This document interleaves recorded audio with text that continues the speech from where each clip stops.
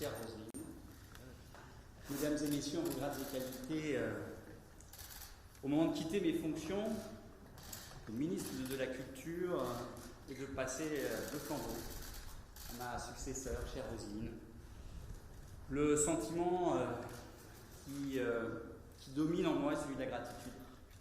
Gratitude d'abord, bien évidemment, envers le président de la République et le Premier ministre qui m'ont fait le grand honneur de me nommer ministre de la Culture de la République française. J'ai eu la chance d'être ministre pendant presque 2 ans, avec une des plus belles responsabilités, elle est la plus belle des responsabilités, celle de la culture. Gratitude quand je repense aux rencontres exceptionnelles qu'il m'a été donné de faire presque chaque jour, aux événements magnifiques que j'ai vécus. Au service de ce ministère, on vit plus intensément, parce qu'on est au contact des créateurs, des artistes, de ceux qui nous emmènent ailleurs, plus loin, plus haut, de ceux qui nous font réfléchir sur le monde, qui nous font partager leurs émotions, de ceux qui nous libèrent de nos préjugés, de nos aveuglements parfois, de ceux qui nous donnent des raisons de nous indigner, mais surtout de nous émerveiller. Que serait la vie sans ce moyen de la sublimer qu'on appelle l'art? Cette dimension essentielle de la vie, devrais-je dire, c'est l'honneur de la France d'en avoir fait une politique ambitieuse. C'est son honneur d'avoir mis les artistes au cœur du pacte social. C'est son honneur, enfin, d'avoir voulu que l'excellence qu'il incarne, la beauté qu'ils imaginent, ne soit pas réservée à une élite, qu'elle soit partagée avec le plus grand nombre. Cette grande ambition, elle a pris corps avec la création de ce ministère, il y a un peu plus de 60 ans. Gratitude envers vous tous, à travers ces caméras, mais aussi à travers vous tous qui êtes présents, les agents du ministère de la Culture, quelles que soient vos responsabilités, vos fonctions, des directeurs généraux d'administration centrale à tous les agents du ministère, partout, en administration centrale, en administration déconcentrée, en service à compétence nationale, dans les directions régionales des affaires culturelles, dans les directions des affaires culturelles, chez les opérateurs, partout. Chacun à votre place, vous êtes indispensable. C'est votre passion et votre engagement qui fait tenir cette institution si essentielle et pourtant si fragile. Les esprits chagrins prédisent régulièrement la fin du ministère de la Culture. Et je crois vraiment que vous, agents du ministère, vous leur apportez chaque jour le démenti qu'il est bien vivant. Et depuis mon entrée en fonction, je me suis en permanence appuyé sur vous tous. Ensemble, nous avons engagé la transformation du ministère qui est nécessaire pour le rendre plus fort. J'ai veillé à renforcer vos moyens et vos capacités d'agir. J'ai pris soin de vous écouter et de vous associer au maximum. Et je tiens à remercier les organisations syndicales du ministère en qui j'ai trouvé des partenaires importants pour travailler à l'amélioration des conditions de travail, à l'amélioration des conditions de service, à l'amélioration tout simplement de la qualité du service qui est rendu à nos compatriotes. Je crois à la force du collectif que j'ai eu l'honneur et la fierté de diriger depuis le 16 octobre 2018. Ils l'ont fait en sacrifiant, bien sûr, une part de leur vie personnelle. Et vous me permettrez en particulier d'avoir une pensée pour les membres de mon cabinet, qui ont passé beaucoup de jours et de nuits à travailler à mes côtés, surtout dans ces derniers mois, chère Roselyne, où ce ministère a dû faire face, comme tout notre pays, mais la culture a été particulièrement touchée, durement touchée par la crise sanitaire, où ils ont dû faire avec tous les agents du ministère des efforts considérables au service, encore une fois, de l'intérêt général et des actions de ce ministère. À commencer par ma directrice de cabinet, bien évidemment, chère Lucie Bugneza, mais de toute l'équipe du cabinet que je ne vais pas citer, mais chacun et chacune, sachez que je me rappellerai longtemps de ce que vous avez fait à mes côtés pour ce ministère. Aussi toute l'équipe du bureau du cabinet, parce que sans un cabinet, sans toute l'équipe du bureau du cabinet, ne serait rien autour d'Olivier. Je voudrais dire que tant que le ministère comptera des gens comme vous, agents du ministère, membres du cabinet, des gens de votre trempe, j'aurai confiance dans son avenir. Bien sûr, je n'oublie pas les parlementaires, les élus locaux, les associations, tous les acteurs de la culture qui ont été exceptionnels et qui ont été des partenaires formidables, exigeants, mais partageant la même passion de la culture, la même passion des arts, la même passion de donner des sensations, du bonheur à nos compatriotes. J'ai eu beaucoup de plaisir à travailler avec eux et je dois vous dire que vous avez tous contribué à me faire affiner ma vision de ce ministère et de cette politique publique. Ces 20 derniers mois, pour autant, chère Roselyne, nous ne pouvons pas dire que la vie était un long fleuve tranquille. Gilets jaunes, incendie de Notre-Dame, grève, avant que nous s'abatte, je le disais tout à l'heure, la catastrophe que représente pour l'ensemble du secteur de la culture la crise sanitaire du Covid-19. C'est une crise à la fois économique, bien sûr, sociale, mais c'est une crise artistique, c'est une crise psychologique, c'est une crise qui a touché de plein fouet l'âme même de celles et ceux qui créent et de celles et ceux qui nous donnent encore une fois ce bonheur de pouvoir assister à des spectacles, de pouvoir aller au cinéma, de pouvoir contempler une œuvre quelle qu'elle soit. Sans doute n'ai-je pas tout réussi, en premier lieu, de conjurer la malédiction de voir le titulaire de ce ministère changer tous les 18 mois. Mais je crois que nous pouvons être fiers du travail accompli ensemble, chère Roselyne. Depuis ma nomination, ce ne sont pas moins de 7 lois qui ont été votées. Manipulation de l'information, création, et j'en suis très fier, du Centre national de la musique. La loi sur la restauration de Notre-Dame de Paris. Création d'un droit voisin au droit d'auteur pour les éditeurs de presse. Réforme de la loi Guichet sur la distribution de la presse pour contribuer à la pérennisation d'un système unique en Europe de distribution de la presse écrite. Réforme de la Fondation du patrimoine. Protection des enfants youtubeurs, en lien bien évidemment pour beaucoup de ces lois avec des députés et des sénateurs qui étaient auteurs de ces propositions de loi. Et il y avait bien évidemment en préparation, enfin en début de discussion, cette loi audiovisuelle dont les objectifs restent évidemment toujours d'actualité, transposer 3 directives européennes pour conforter le financement de la création et faire contribuer les acteurs de l'Internet au financement du cinéma et de l'audiovisuel, préparer la télévision du futur, la télévision très haute définition, faire en sorte que nous puissions moderniser la régulation de l'audiovisuel avec la fusion du CSA et de l'ADOPI, et bien sûr la création d'un groupe public pour donner à l'audiovisuel public dont on a tant besoin et qui a été si remarquable pendant la crise Covid, de lui donner les moyens, cet audiovisuel public, de s'adapter à la révolution numérique et donc à la révolution des usages. Nous avons essayé de prendre la mesure des mutations du monde, des évolutions de la société, d'apporter des réponses fortes pour défendre et promouvoir la culture dans les différents champs du ministère, avec 4 objectifs que je n'ai cessé de mettre en avant. L'émancipation, bien sûr, de tous les citoyens par l'art et les arts et la culture, l'ambition de l'éducation artistique et culturelle du président de la République, la remise des artistes et des créateurs au centre de nos politiques du ministère. Chère Roselyne, la suite du rapport Racine attend des réponses très fortes et c'est un des grands enjeux pour ce ministère dans les semaines et les mois qui viennent. Le renforcement des liens avec le territoire, ces territoires où la culture vit, où ces acteurs de la culture au quotidien font tant de belles choses. Et puis la conquête d'une nouvelle souveraineté culturelle, nationale et européenne à l'ère numérique. Voilà, mais en fait, la culture, ce n'est pas seulement un périmètre ministériel, un secteur d'activité. C'est ce qui nous donne des raisons d'être ensemble, finalement. C'est ce qui nous relie les uns aux autres. Par l'expérience partagée d'une émotion esthétique, musicale, littéraire, picturale, théâtrale ou cinématographique, je le disais. Par le sentiment d'une histoire commune qui se déploie dans la richesse de notre patrimoine, partout sur le territoire. Que de souvenirs incroyables j'ai en découvrant le patrimoine de propriétaires privés, de communes, de collectivités locales ou bien sûr de l'État qui à chaque fois sont des joyaux parfois méconnus au cœur de nos territoires et qui sont aussi quelque part les témoins d'une histoire française et européenne exceptionnelle. Une histoire faite d'ombre mais aussi de beaucoup de lumière surtout et dont aucune part bien sûr ne doit être éludée. Alors mesdames et messieurs, à l'heure où la tentation du repli, du séparatisme a rarement été aussi forte, la culture constitue un puissant antidote. Elle nous montre le chemin de la concorde, de l'unité, de ce que nous avons en commun.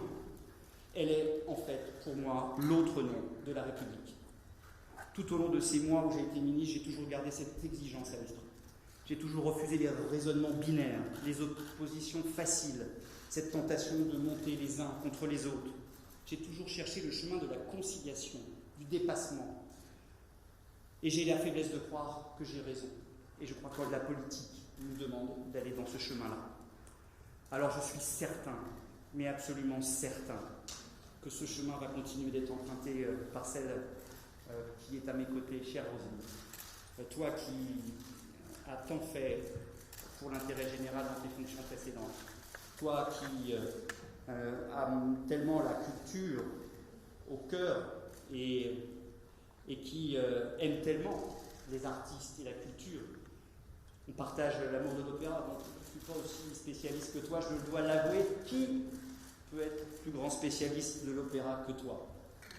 J'ai eu la chance de partager nombre de combats politiques avec toi, à commencer par des combats sociétaux, à commencer par, bien sûr, des combats pour que chacun et chacune de notre pays soit respecté dans cette différence. Alors, à partir d'aujourd'hui, je ne suis plus aux responsabilités, c'est toi, maintenant, qui as cette lourde charge.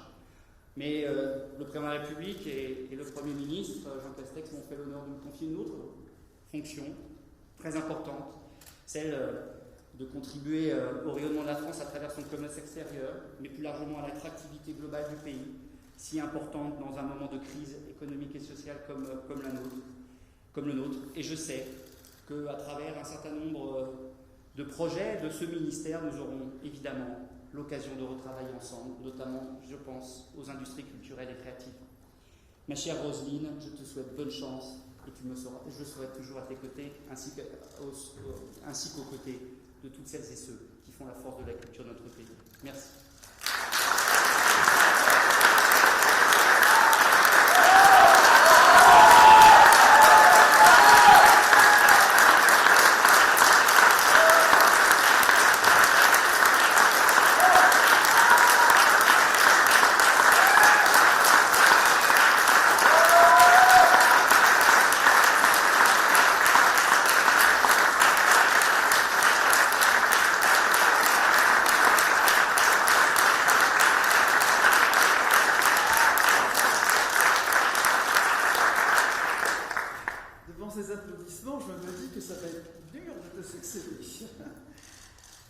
Monsieur le ministre, cher Franck, chers toutes et tous, tu me reçois dans ces lieux mythiques qui ont fait rêver tous ceux qui pensent, comme moi, comme toi, qu'être ministre de la Culture est la plus belle fonction de notre République. C'est pourquoi j'imagine sans peine, très cher Franck, ta nostalgie et sans doute ton chagrin.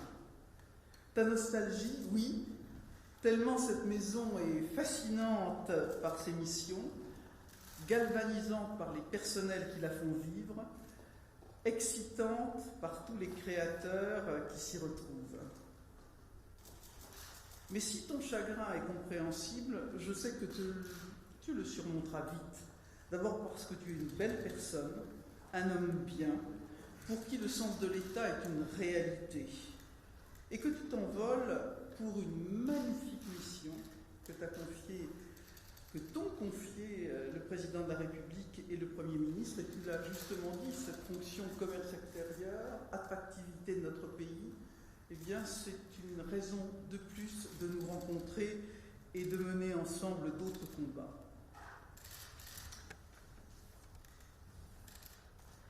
Tu me confies un ministère consolidé et renforcé. Dans un contexte particulièrement difficile, et ceci même avant la crise pandémique, tu as tenu bon dans ces deux fonctions majeures que sont la démocratisation et la transmission des savoirs, d'une part, et le soutien à la création artistique, d'autre part. Tu ne t'es pas contenté de tenir la maison, mais tu as aussi animé, stimulé les projets voulus par le Président de la République, par exemple le plan bibliothèque, le pass culture, la préfiguration du centre de la francophonie et tant d'autres chantiers immobiliers en particulier. Je n'en fais pas le détail, ce serait trop long.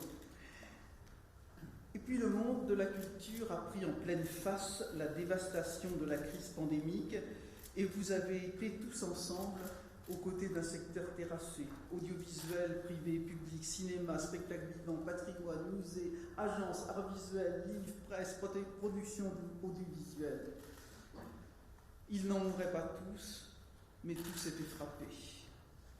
Au-delà des aides de droit commun, tu as mobilisé des dispositifs de soutien puissants. Je pense en particulier à l'intermittence, et devrais-je dire peut-être plutôt aux intermittents, mais pas seulement. Avant de quitter ces lieux, comment dire la chose, tu peux te retourner, Franck, fier de ton bilan. La mission que m'a confiée le président de la République est de mettre la culture au cœur du plan de reconstruction de notre pays, laminé par une crise économique, sanitaire, sociale et morale d'une ampleur dont on a encore du mal à qualifier les contours. Pour moi, l'urgence absolue en ce début d'été sera d'aider à la remise en route et en état des lieux de culture, festivals, théâtres, musées, cinémas, monuments historiques. C'est quasiment une question de vie ou de mort pour tant de personnes, emploi direct et emploi périphérique. Je serai la ministre des artistes et la ministre des territoires. Dans les prochains jours, je souhaite tenir des états généraux des festivals pour que la saison prochaine retrouve sa vitalité artistique, son rôle de démocratisation et d'irrigation économique. Je veux aussi m'impliquer totalement pour que nos théâtres, opéras, salles de concert puissent redémarrer à l'entrée dans des conditions sanitaires compatibles avec des conditions économiques viables, et je pense que nous avons sur ce sujet des marges de manœuvre. D'autres secteurs ont été durement impactés alors qu'ils subissaient des crises existentielles venues de loin, telle la presse écrite qui en a parlé et la distribution de celle-ci. Au-delà des mesures d'urgence, il faudra faire vivre les textes que tu as toi-même portés et soutenir les nécessaires restructurations à mener. Je sais que le temps est compté, tu as rappelé le délai. Il sera le même pour moi. Le temps n'est plus à la temporalité de nos illustres prédécesseurs, André Malraux ou Jacques Lang, qui ont inscrit leur action sur une décennie. Mais je sais aussi que je peux m'appuyer sur une administration centrale et déconcentrée, des établissements publics, toutes sortes d'organisations d'une qualité exceptionnelle. Je les connais, je les apprécie de longue date comme élus national et régional. Nous continuerons ensemble les programmes et les missions qui structurent ce ministère en approfondissant le travail et l'écoute avec les grands opérateurs. Il s'agit de poursuivre, de consolider, de repenser parfois. Il y a toujours des marges de progression. Quelques exemples, je pense à l'approfondissement du plan bibliothèque à raisonner en filière du livre, tel que l'avait pensé Jacques Lang. Écrivains, éditeurs, librairies, salons. Pour amener les jeunes à la lecture, l'écrivain doit être un être de chair et de sang. Une bibliothèque n'est pas un lieu de consommation solidaire, mais bien un lieu de rencontre plurielle. Le Pass Culture est également un beau projet, j'en hérite, et pour passer de l'expérimentation à la généralisation, le temps est venu d'un bilan d'État apaisé. Et je ne regarde d'oublier les 3 immenses chantiers que là aussi tu me lègues et qui vont me mobiliser. Les mutations profondes qui restructurent l'audiovisuel, la préservation des droits d'auteur, de la propriété intellectuelle, plus que jamais à défendre, le financement de notre cinéma élargi, tout le secteur audiovisuel élargi aux plateformes numériques. J'ai du travail. Mais c'est un nouveau défi qui nous attend et il a été fixé ce matin par le président de la République. J'ouvre les guillemets. Au-delà, ensemble, nous traçons les contours de ce nouveau chemin qui sera centré sur la reconstruction économique, sociale, environnementale et culturelle du pays. Je crois bien que c'est la première fois que dans un discours du président de la République, on a mis au même niveau ce 4e concept aux côtés de l'économie, du social et de l'environnemental que ce concept de la culture. Pour jouer ce rôle central, il va nous falloir sortir de nous-mêmes. Et je sais qu'ici, vous n'attendez que cela. Travailler avec d'autres ministères, on va commencer tout de suite. Approfondir les liens avec les élus locaux, les acteurs économiques, décloisonner le public et le privé. Oui, le temps nous est compté, le temps m'est compté, mais ceux et celles qui souffrent et qui doutent doivent pouvoir compter sur nous. Le général de Gaulle rappelait sans cesse que la culture domine tout, disait-il, elle est la condition sine qua non de notre civilisation. Notre ministère est donc celui de tous les Français et de ce que le meilleur de la France donne au monde. C'est bien à ce partage que la dureté des temps nous invite. Je sais que vous répondrez présent. Merci.